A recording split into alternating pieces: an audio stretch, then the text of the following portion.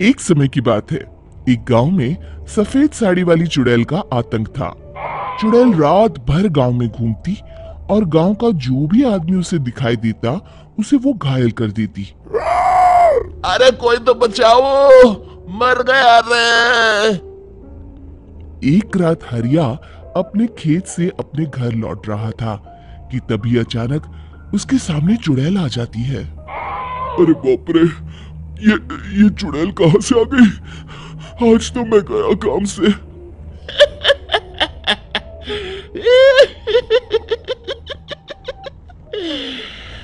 आज मुझे मेरा शिकार मिल गया। अरे चुड़ैल दीदी, मुझे छोड़ दो। जैसे ही चुड़ैल हरिया की तरफ बढ़ती है, हरिया वहां से भाग जाता है और अपने घर के दरवाजे पे पहुंचता है। अरे भगवान, जल्दी से दरवाजा खोलो, मेरे पीछे चुड़ैल पड़ी है। हरिया की पत्नी जल्दी से दरवाजा खोल देती है।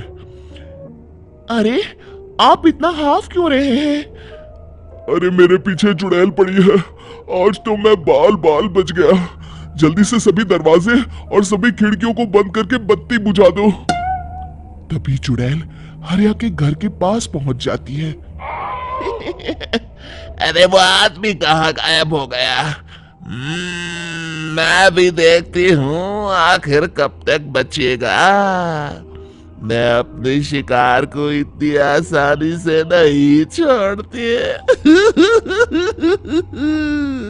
इतना कहकर चुड़ैल वहां से चली जाती है। वहीं दूसरी तरफ हरिया और उसकी पत्नी दोनों अपने घर की खिड़की से ये सब देख रहे होते हैं। अरे बाप रे, ये तो बड़ी डरावनी चुड़ैल थी।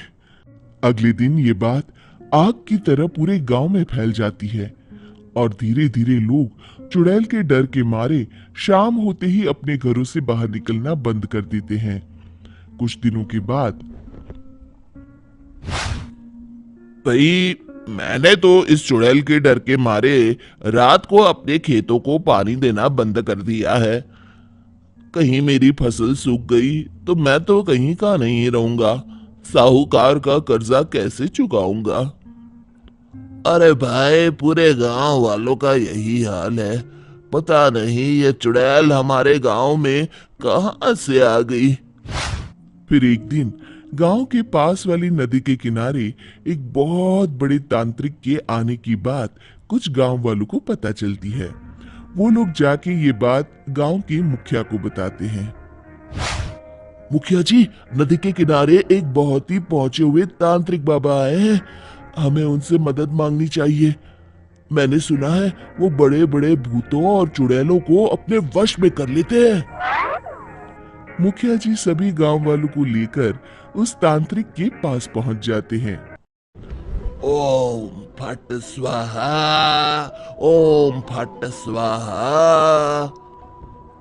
तभी तांत्रिक अपनी बंद आंखों को खोलकर कहता है, क्या बात है? तुम सब लोग यहाँ क्यों आए हो? मुखिया जी उस तांत्रिक को सारी बात बता देते हैं। अच्छा, तो ये बात है। और तांत्रिक अपनी आंखों को बंद कर लेता है। मैं देख रहा हूँ तुम्हारे पूर्वजों ने बहुत पाप किए थे, जिससे ये गांव अब श्रापित हो चुका है। उसी के फल स्वरूप तुम्हारे गांव में चुड़ैल आई है। ये चुड़ैल बहुत खतरनाक है, ये किसी को नहीं छोड़ेगी।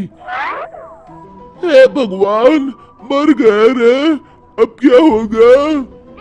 तभी गांव के मुखिया जी कहते हैं, बाबा, इस चुड़ैल से हम सबको बचा लीजिए, कोई तो उपाय होगा। इसका सिर्फ एक ही उपाय है।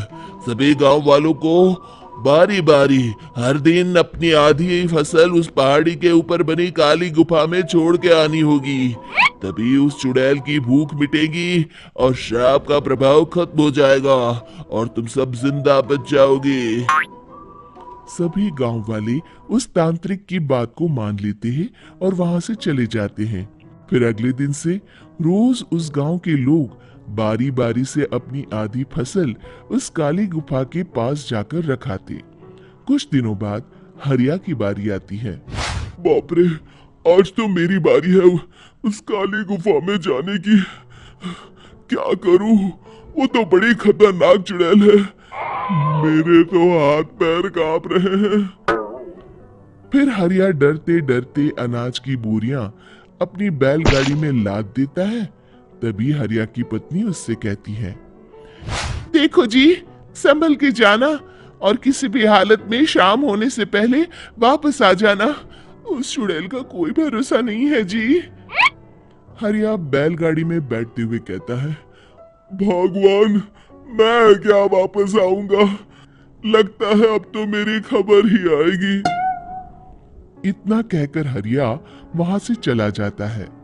रास्ते में जंगल से गुजरते हुए हरिया की बैलगाड़ी का एक चक्का बड़े गड्ढे में फंस जाता है। हे भगवान, अब ये क्या मुसीबत है? हरिया नीचे उतर के पूरी ताकत से अपनी बैलगाड़ी को गड्ढे से निकालने की कोशिश करता है। बहुत देर मेहनत करने के बाद हरिया की बैलगाड़ी उस गड्ढे से बाहर निकल जाती है। हे भगवान, अब तो शाम होने वाली है। आज तो मैं गया काम से। जैसे तैसे हरिया काली गुफा में पहुंच जाता है। अरे मर गया रे, यहाँ तो चारों तरफ डरावना माहौल है। मैंने यहाँ आने में बहुत देर कर दी, कहीं चुड़ैल नाराज ना हो जाए। हरिया अनाज की बोरिया वहां रख के जैसे ही जाने लगता है, तभी उसे किसी के आने की आवाज सुनाई देती है। हरिया एक कोने में छुपकर अंदर देखने लगता है। चुड़ैल वहां आती है और फिर अपने चेहरे से नकली चुड़ैल का मुखौटा निकाल देती है। हरिया ये देख के हक्का बक्का रह जाता है। तभी चुड़ैल कहती है, भैया यहाँ आना, आज तो बहुत अनाज आया है। इसे मिलाकर अब हमारे पास ढेर सारा अनाज जमा हो गया है। कल ही हम इसे शहर में बेच आएंगे और माला माल हो जाएंगे। तभी अंदर से नदी के किनारे वाला तांत्रिक बाहर आता है। अरे, ये तो तांत्रिक बाबा है। हाँ, अब तो हम दोनों की जिंदगी मजे में कटेगी। गांव वालों को बेवकूफ बनाना इतना भी मुश्किल नहीं था। लोग तो तुम्हें सच में असली चुड़ैल समझते हैं। हाँ, तुमने सही कहा। अब ये गांव वाले चुड़ैल के डर से जिंदगी भर इस काली गुफा में अनाज पहुंचाते रहेंगे। अच्छा, तो ये बात है। ये दोनों पूरे गांव वालों को बेवकूफ बना रहे हैं। अभी जाकर सबको बताता हूँ। हरिया उन दोनों की पूरी बातें सुन लेता है और जल्दी से वापस गांव में आता है। गांव वालों को पूरी बात बता देता है। इससे पहले वो दोनों हमारा अनाज लेकर शहर जाए, हमें उन दोनों को पकड़ना होगा। उधर दूसरी तरफ नकली तांत्रिक और नकली चुड़ैल बनी औरत एक बड़ी गाड़ी में सारा अनाज लाद के वहां से निकलने की तैयारी कर रहे होते हैं। जल्दी करो, इससे पहले हमें कोई देख ले। हमें यहाँ से निकलना होगा। और तभी वो दोनों देखते हैं कि सामने से सभी गांव वाले अपने अपने हाथों में मशाल लेके आ रहे हैं। दोनों बुरी तरह डर जाते हैं। रुक जाओ, तुम दोनों का भांडा फूट चुका है। अरे मर गए रे, ये गांव वाले कहां से आ गए?